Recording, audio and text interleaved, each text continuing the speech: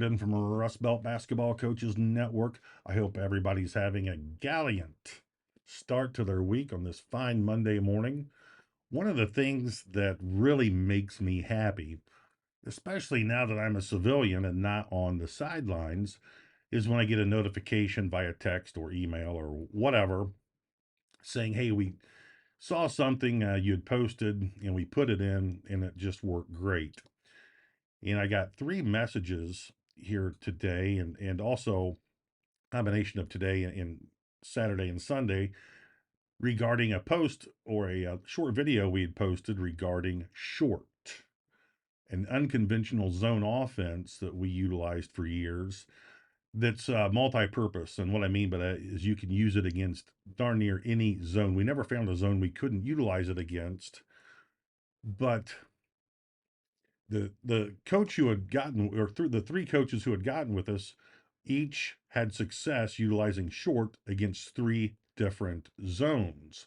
One was a 1-3-1, the other was a 2-1-2 buzz, and the third was a 1-1-3 matchup, kind of like what Coach Cheney at Temple or Coach Huggins at West Virginia utilized.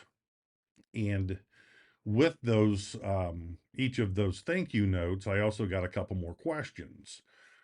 And here's a quick um, answer to all 3 of those questions. Question number 1: is 4 ever allowed outside of the short wing? And if you remember, if you saw that video, we call the short wing, from short wing to short wing. And the answer is absolutely. Let's say 1 brings the ball into the seam, then sure, 1 can, or 4 can come up here. That's fine. And all these X's, I get a little ahead of myself. All these X's on the court are the 9-man zone shell that we put our second string or alumni or JV, whoever we had in the gym, as we practiced. And this was the 9-man zone typical setup. Now we did have alterations to this, but this was the primary 9-man zone we utilized.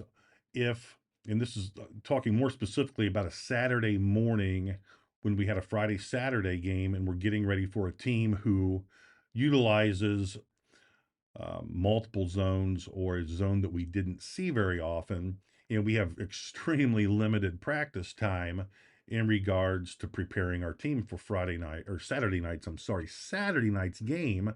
So we would throw this 9-man zone out there and talk about the soft spots of whatever zone or zones we would see. Primarily with short, you're attacking the weak side forwards. 4 and 5 are almost always on opposite sides of the midline from each other. So one of the questions we received is 4 ever allowed outside of short wing, the short wing box? And the answer is yes. If 1 dribbles into a gap, then yes, 4 can come up to the top. And really, there's a multitude of ways or reasons why 4 would leave that short box, or short wing box, I should say. Question number 2: when the ball is swung to the corner against, um, the question wasn't really specific as to what type of zone, but let's just talk in generalities here, because when the ball is declared to a side, especially a corner, almost every zone, if not every zone, is pretty much a 2-3 in alignment. So yes, 5 slides out to the short corner, or 5 can slide up, and 4 slides down. Typically, when we were utilizing short, it was more consistent for us to say, yes, 5 goes to the short corner, and then 4, and again, this is the rule for when the ball is in 2's hand below foul line extended, then they break our initial rule of being on opposite sides of the midline. Ball goes to 5. Now you've got your traditional roll down action. Ball goes to 4. Now you've got your traditional high-low action. Okay. So the most important part of these huge aspects of zone offense that are time tested, and we talked about this in video number 1, because they just flat out work, is the follow down. So if the ball goes to 5 and there's the roll down from 4, we want the nearest zone offensive player to follow behind him. We call that follow down. There was the roll down. Here's the follow down. And then you've got the weak side stretch here. So 5 is looking to ping pong the ball here to 1.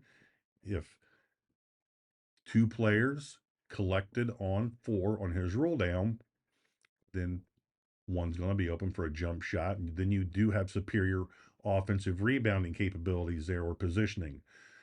If 5's being trapped hard and he ping pongs that thing to 3, and then now 3 has time to catch and shoot or hit this seam, and that makes a really, really nice driving opportunity into your zone offense to collect 2 of the zone defenders on the ball, which will open somebody up.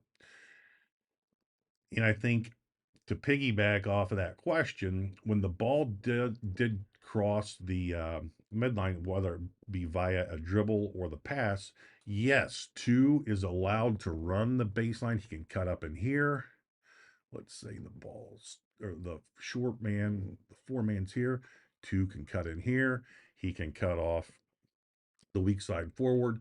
4 can screen in that weak side forward. Or another action that we didn't talk about a lot was the ball went from 1 to 3, 2 cutting in here, and now 5 screening in that weak side forward who's going to tuck in a little bit.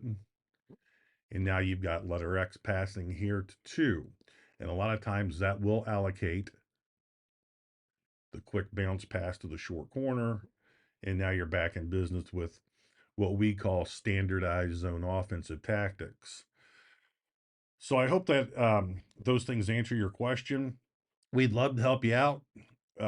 My goodness, all you've got to do is send us an email or text me, and we'd love to help you out. And again, if these answers I just supplied do not answer all of your questions, I'm just trying to take care of this in one video. By all means, shoot an email to me, DM me on Facebook.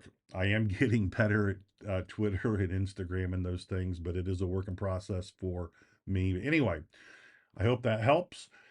And again, if you can join us this evening at 5 p.m. Eastern Standard Time, we have Coach Rodney Idlewine, who's going to join us for episode 7 of the Rust Belt Basketball Coaches Show, and it's going to be outstanding as Coach Idlewine has worked for some of the biggest legends in the state of Indiana. Just to name a few, Basil Maldy, already in the Hall of Fame. Jerry Baumholt, who arguably has the corner marketed on 3-2 zones or 1-2-2 zones, which he calls Zorro in the state of Indiana. Pat Rady Jr., Wayne Brooks, Brian Barber, and I know I'm forgetting a couple, and I don't mean to, but this is going to be an outstanding learning experience today at 5 p.m., and then we'll also have that broken down and posted very quickly on our Spotify and Apple channels as well. Have a great week, folks. And remember, as you get closer to tournament time, if you need help with scouting or maybe someone plays an unconventional zone or whatever it might be, give us a shout. I will never say I have all the answers because I certainly don't. But Wayne Brooks and I and our crew, Coach Kroll, if we can't help you out, by goodness, we know who can. So keep us in mind, folks. Hey, have a great rest of your week and good luck this week and this weekend.